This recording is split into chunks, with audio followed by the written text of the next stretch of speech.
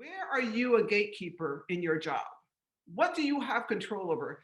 What you've demonstrated, Oni, is you had control over approving programming, and you put in place a process that, if not ensure equity, at least bring the question into existence, right? To talk about it.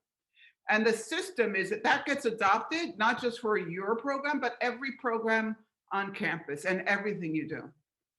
Is it the president? Is the university leading the charge? That's a system, right?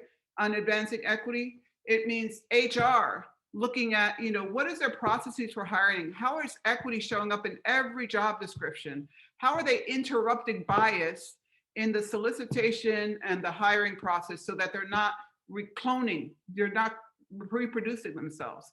That there are tactical things and approaches that you could do as part of HR. So it would start with everything from having a conversation with a hiring manager about what are the competencies, not the credentials. Let's put those aside. What are the competencies you're looking for this job? Because if you require a PhD to be a research assistant, you are already limiting the pool of people of color in your search. So thinking about competencies, thinking about rubrics, about what is it that you're looking for, and thinking about that before you look at the first resume.